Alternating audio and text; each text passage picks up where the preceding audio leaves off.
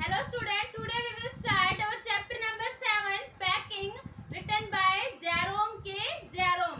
यह एक funny story है। इसमें जो जेरोम है वो और उसके दो दोस्त हैरिस एंड जॉर्ज तीनों कहीं घूमने के लिए जाते हैं और वो जब जाने वाले होते हैं तो उससे पहले जेरोम कहता है कि वही पैकिंग करेगा क्योंकि वह बहुत अच्छा पैकर है, वह सामान को बहुत अच्छे से पैक कर सकता है और जेरोम इस बात के लिए बहुत ज्यादा आर्ग्यूमेंट करता है कि वही पैकिंग करेगा। तो हैरिस और जो जॉर्ज होते हैं दोनों ही इस बात के लिए मान जाते हैं कि जेरोम ही पैकिंग करेगा। जेरोम ये सोच रहा होता है कि वो पैकिंग करेगा और हैरिस और जॉर्ज को सामान लाने के लिए कहेगा कि वो उसको सामान ला कर दे और वो उनको पैक करेगा। लेकिन हैरिस और जॉर्ज दोनों ही ऐसा नहीं करते हैं।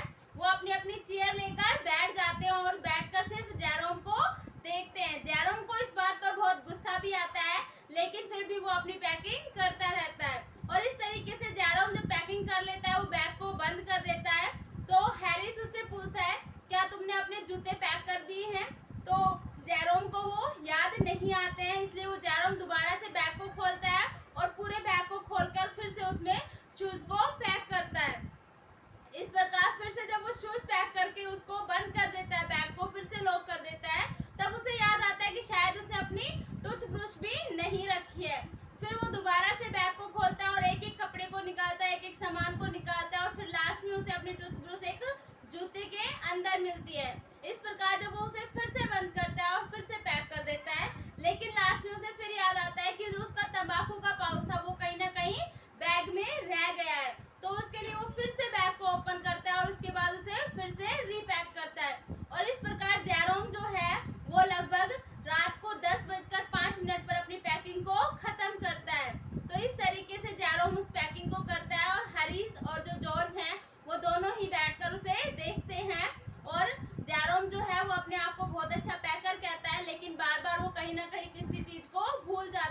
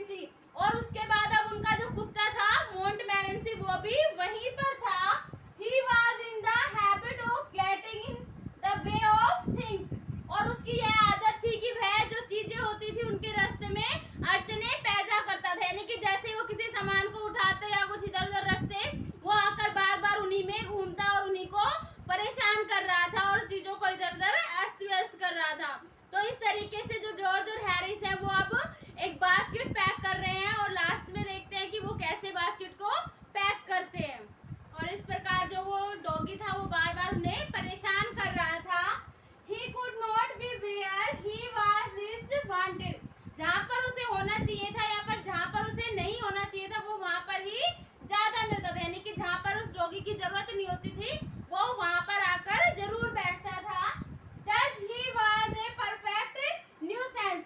और इस प्रकार वह क्या था, पूरी तरीके से एक शरारती तत्व था। He came and sat down on things which were to be packed. वह आता और उन चीजों पर बैठ जाता जिन चीजों को पैक करना होता था। He put his leg into the jam. और उसने अपनी टांग को किसमें, जैम के अंदर डाल दिया। He disturbed the teaspoons. और उसने जो टीस्पून थी, जो चम्मचें थी, उन्हें अस्त व्यस्त कर दिया। He pretended that the lemons were red. और वह ऐसा व्यवहार कर रहा था उन लेमन्स के साथ, नींबुओं के साथ, जैसे कि वो क्या हो, चूहे हो। उनके साथ इस तरीके से खेल रहा था या उन्हें मार रहा था पंजे से। At last the packing was done at 12:50. और इस प्रकार जो पैकिंग थी वो पूरी तरीके से 12:50 पर खत्म हो गई, यानी कि 12:50 तक उन्होंने अपनी पूरी पैकिंग खत्म कर दी। Harris sat on the big basket. Harris जो है वो बड़ी बास्केट पर बैठ गया। They were all ready for bed. अब वो सभी सोने के लिए तैयार थे। They went upstairs. उन्हें कहाँ पर जाना था, ऊपर जो उनके कमरे बने हुए थे उनमें जाना था। It was decided that they would get up at 6:30. और उन्होंने यह डिसाइड किया कि वो सुबह कितने बजे उठेंगे, 6:30 बजे सबको उठना था। George soon went to sleep. और जॉर्ज जो था वो जल्दी ही सो गया। The narrator and Harris placed the bath where George could not tremble into it on getting out in the morning. George, Harris ने और नरेटर ने क्या किया, जॉर्ज के पास ही बात को इस तरीके से रख दिया कि अगर जॉर्ज हिलेगा या थोड़ा सा भी, जैसे ही वो मॉर्निंग में उठेगा तो वो उसमें गिर जाएगा। तो इस प्रकार उन्होंने अपनी जो पैकिंग थी वो फिनिश करी और उन्होंने निश्चय किया कि वो सुबह 6:30 बजे उठेंगे और घूमने के लिए टूर पर जाएंगे। और नरेटर ने और हैरिस ने जॉर्ज के बेड के पास ही बात को लाकर रख दिया ताकि जब जॉर्ज उठे तो वो उठते ही मॉर्निंग में उस बात में गिर जाए। सो इस प्रकार ये जो कहानी थी ये बहुत ही ह्यूमरस थी, यानी कि फनी थी। Thank you student.